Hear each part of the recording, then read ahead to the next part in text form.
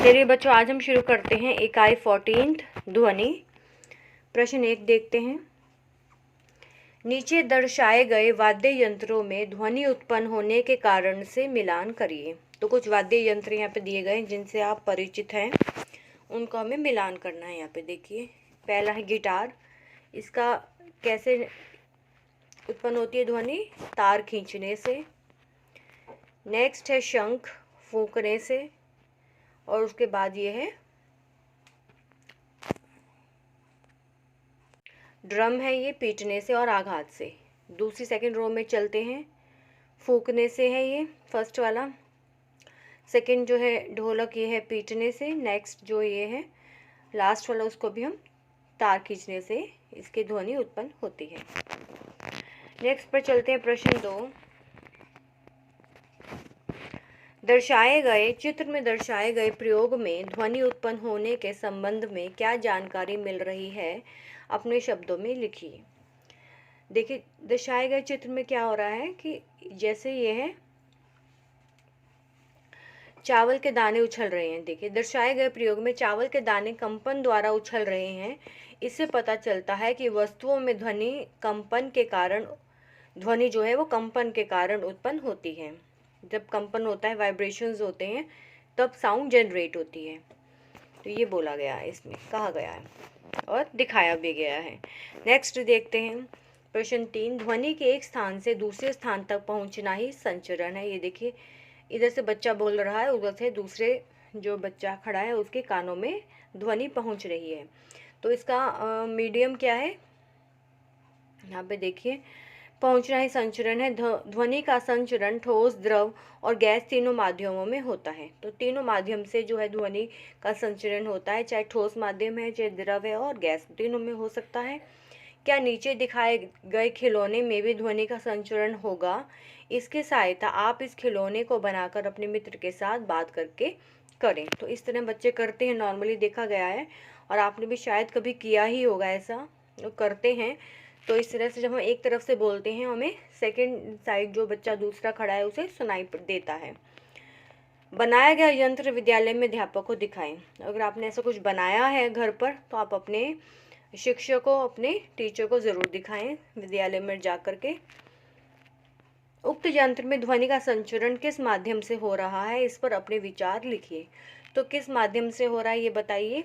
उक्त यंत्र में ध्वनि का संचरण ठोस माध्यम से हो रहा है। ठीक है। नेक्स्ट है प्रश्न 4। ध्वनि ठोस सतह से टकराकर पुनः लौटती है, इस ध्वनि को परावर्तन कहते हैं। इसे रिफ्लेक्शन कहते हैं। निम्नलिखित चित्र के अनुसार यदि ध्वनि स्रोत के पाइप का झुकाव परावर्तक तल से 30 डिग्री अंश पर हो तो स्पष्ट परावर्तित ध्वनि सुनने के लिए परावर्तक तल से कितने अंश झुकाव पर पाइप को रखेंगे। तो यहाँ पर देखिए, जैसे अब लॉज ऑफ रिफ्लेक्शन हमने पढ़े हैं, जब आपने इसकी थ्योरी पढ़ी होगी सब्जेक्ट की, तो इसमें से उसमें परावर्तन के नियम बताए गए हैं।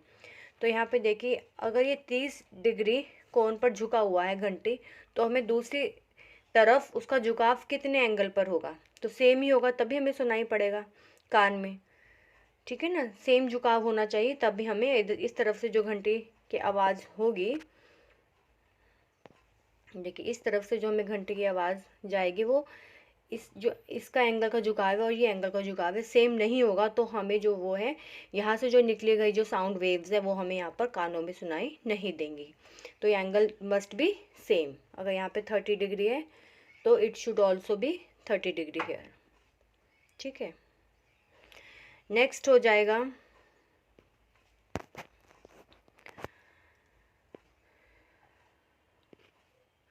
ध्वनि ठोस सतह से परिवर्तित होती है।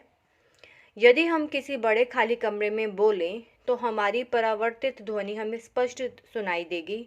यदि हम परावर्तक पृष्ठ से न्यूनतम 16.6 मीटर की दूरी या अधिक पर हों। इस परावर्तित ध्वनि को प्रतिध्वनि कहते हैं, इको कहते हैं इसे। जब हमें अपनी ही आवाज़ सुनाई देती है, अगर हम खाली कमरे में बोलते हैं तो हमें अपनी ही ध्वनि हमें खुद सुनाई देती है। क्यों सुनाई देती है यहाँ पे लिखा गया, क्योंकि हमारी जो न्यूनतम जो दूरी है, इतनी दूरी से हम अधिक दूरी पर होते हैं।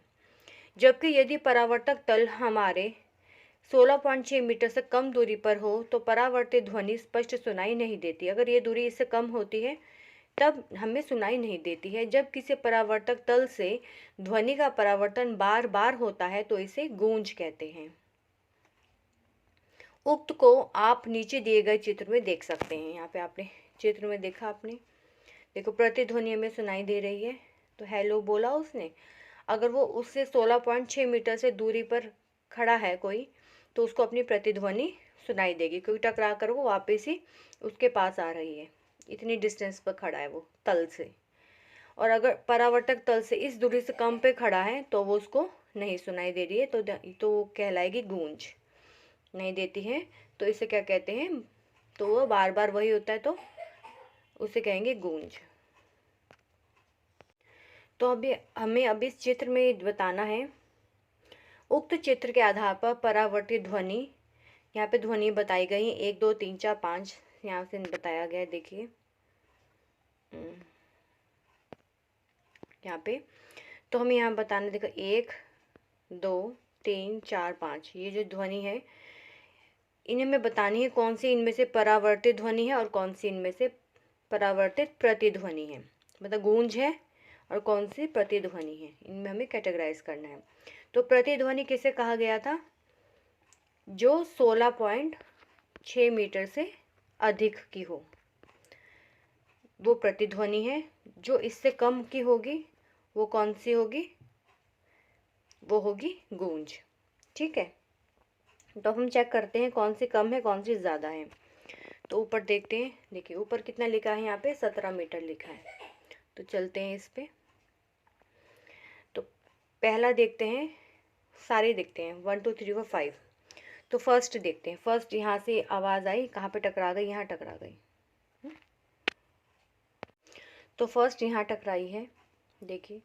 तो यहाँ पे टोटल 17 मीटर है, तो ये वाला जो डिस्टेंस होगा, ये आप देख सकते हैं, ये जो डिस्टेंस होगा, देखिए जो डिस्टेंस है यहाँ पर, ये 16.6 से कम है। तो जो फर्स्ट वाला है वो क्या हो जाएगी, गूंज। सेकंड वाली देखते हैं कौन सी रेस जा रही है, सेकंड वाली ये वाली है, तो ये भी 16.6 से कम है, तो ये भी गूंज हो जाएगी। थर्ड वाली देखते हैं कौन सी, ये थर्ड वाली है, ये भी 16.6 से कम है, तो ये भी गूंज है। फोर्थ वाली देखते हैं, यहाँ से यहाँ टकरा गई, टकराने पर जो लेंथ है इसकी कितनी है, 16.6 से कम है, तो ये भी गूंज है। फिफ्थ वाली देखते हैं, फिफ्थ वाली कहीं टकराई नहीं, सीधी वो इसके यहाँ टकराई है, इसका तल यहाँ पर आता है, देखिए ये इसका तल, और यहाँ पे दूरी कितनी, 17।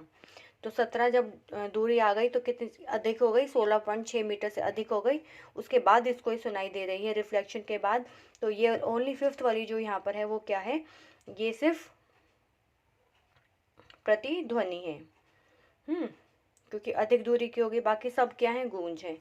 तो आइए नीचे चलते हैं, देखिए ये सब गूंज हो गई, ये गूंज गूंज गूंज गूंज, और लास्ट वाली क्या थी, प्रतिध्वनि, क्योंकि जो दूरी थी वो 16.6 मीटर से अधिक की है। तो अगले प्रश्न पर चलते हैं, प्रतिध्वनि के कोई 4 उपयोग लिखिए। इसके उपयोग होते हैं प्रतिध्वनि के, पहला उपयोग ये है, जल में स्थित वस्तुओं की गहराई ज्ञात करने में।